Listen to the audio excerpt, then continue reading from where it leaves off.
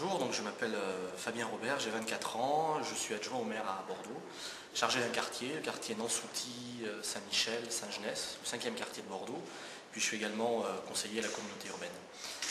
Alors le développement durable, pour citer une définition, il y a une définition assez classique que je reformule un petit peu à ma manière, et pour moi le développement durable, eh bien, c'est de la croissance sans tirer un chèque en blanc sur les générations futures, comme je dis souvent.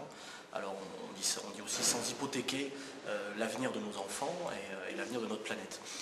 Cette définition, je pense qu'elle est aujourd'hui entrée dans les mœurs. Ce développement durable, c'est quelque chose que les gens ont à l'esprit régulièrement dans leurs actions, dans leurs conceptions. Mais je crois que l'avoir à l'esprit, c'est pas suffisant. Et c'est l'appliquer où ça devient un petit peu plus difficile.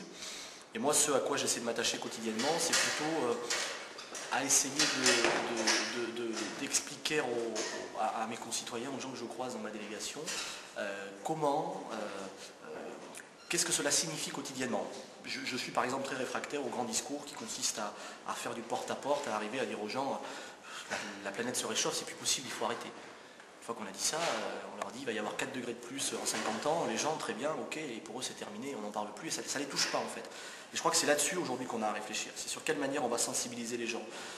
De même que quand on fait du porte-à-porte dans Bordeaux pour parler du tri sélectif, puisque moi c'est mon quotidien, poubelle, sur les trottoirs, quand on va voir les gens en leur disant il faut rentrer votre poubelle et surtout il faut trier vos déchets parce que c'est bon pour la planète, l'intérêt individuel et peut-être les gens sont assez tentés de nous envoyer bouler. D'où à mon avis un travail quotidien à faire de sensibilisation beaucoup plus concrète, beaucoup plus pragmatique et qui démontre à la personne que c'est son intérêt que d'agir différemment. Et que quand on dit les générations futures, quand on parle de réchauffement climatique, ça peut paraître éloigné de leurs préoccupations, ça peut paraître très lointain, or en réalité c'est demain. Et je crois que si on devait ramener un petit peu à taille humaine, à échelle humaine, le risque qu'on est en train de prendre en ce moment, notre vie s'arrêterait peut-être demain matin. Quand on regarde la vie de la planète, les milliards d'années qui restent à notre planète, si on continue comme ça, ramener à taille humaine, c'est demain matin que tout s'arrêtera. Voilà, donc moi je travaille surtout sur cette sensibilisation qui est importante si l'on veut que les mesures nécessaires réussissent.